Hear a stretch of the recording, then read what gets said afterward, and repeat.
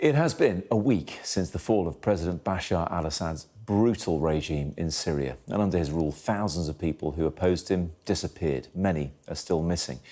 Joining me now to talk about this in London is Kholoud Helmi. Kholoud is a Syrian journalist, but also her brother Ahmad went missing back in 2012. Kholoud, thank you so much for joining us. Look, I know you're going to speak to us in several guises here as a journalist. I know you're part of a group supporting families. But the first question really is, as a sister, do you know what's happened to your brother? Any news since the fall of Assad about where he might be?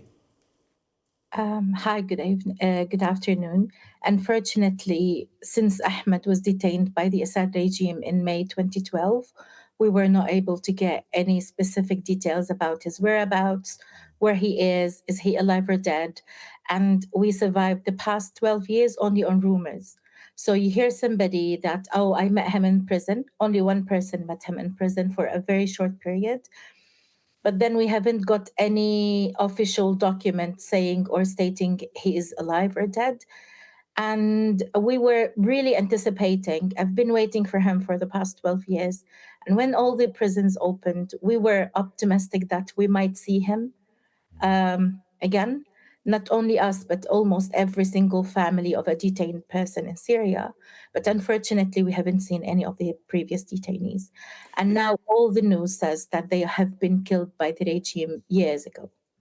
Well, if that is the case, I'm so sorry for your loss, because you would have seen the pictures, like we all have, of people being reunited with their loved ones, people fleeing those prisons, and also the terrible state those prisons were, the underground cells and everything else. It must be a mix of emotions for you to watch these pictures coming out of Syria.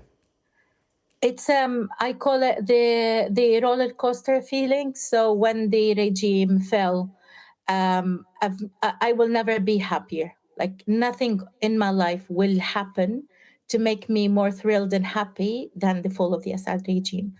We've been working very hard for this moment. We've lost friends and beloved ones. We've been we're refugees now. We are scattered all over the world. I cannot be in Damascus now to celebrate with my friends because I was forced to leave the country in 2013. I don't have the papers and the documents to go back to Syria now. All this is just like you feel that you have the relief now, in the end, that the Assad is gone, the deterrent is gone. But only like for less than 24 hours when they started to show all the images from the prisons and to tell us that, oh, we can really, like, the prisoners are being released, the detainees are going out of the prison. And then unfortunately we've heard loads of rumors, a lot of misinformation, disinformation happened as well. And the mothers, poor them and bless their hearts, I was worried that my mom and my dad's heart will stop in a minute because of all the images we've seen. And until now, no credible source, like not the ICRC, not the United Nations, they're not in Syria, and no one is certain what's going to happen to the prisons and the documentations and the whereabouts of the missing persons. And also, Kholoud, no one really knows what kind of Syria is going to emerge from this. We're in that period now where there's been celebrations. I don't know if you marked Victory Friday yourself last night, but you will have seen, you marked it as well. And I'm sure plenty of Syrians living here in the UK did as well, but you'll have seen those images from Homs and from Damascus and elsewhere in Syria. But let's remember the rebels who rapidly toppled the Assad regime previously, maybe not now, but previously were tied to the likes of al-Qaeda. What's your view on what kind of Syria they want to forge in the future? So until this moment, it's still something that we don't know. It's still a secret that is going to unfold in the recent days. I will be telling you lies if I am not happy because the Assad is gone. But we are also cautious and we are anticipating what might happen next. We and everybody knows that the HTS is affiliated to Al Qaeda, but we also all know that the fighters who participated in taking over the cities or liberating the cities were the people belonging to this city. So most of them were the people who were forcibly displaced by the Assad regime back in 2014 and 16 and 18 from their cities, shipped them to Idlib, and then they gathered themselves and then they Yes. started to liberate the cities. But what is going to be next, we don't know. And we are journalists, the independent media, and the civil society are looking to resume our role, especially in the previously regime held areas, so we can participate in to have a decision in what is the shape of the country next.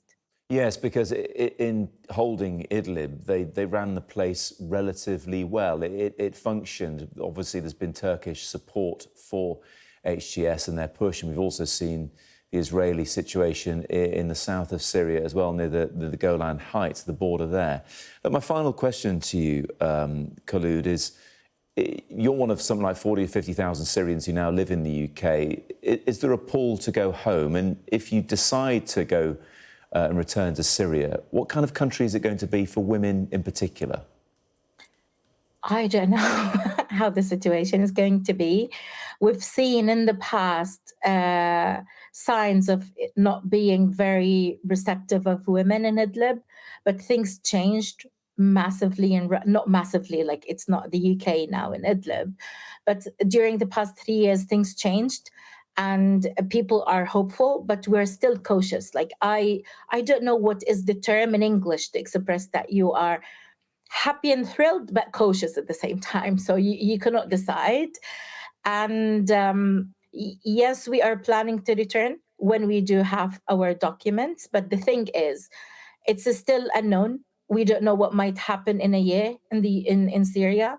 If if the if the HTS is going to rule it similar to what the Assad regime used to rule it, but different face, then it's going to be scary. We don't know if things like it's not this. Even people are worried about conflict, so people are Yes. worried that conflict might arise in Syria in few months to come. We don't know. It's still considered not very safe to return to now.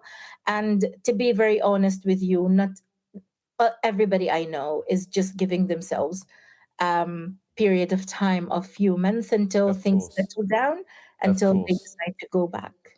Kholoud, it's fascinating to hear your point of view, and I think the words you use as cautiously happy sum up everything you've described. So I appreciate you joining me here on Sky News this afternoon. Thank you. Thank you.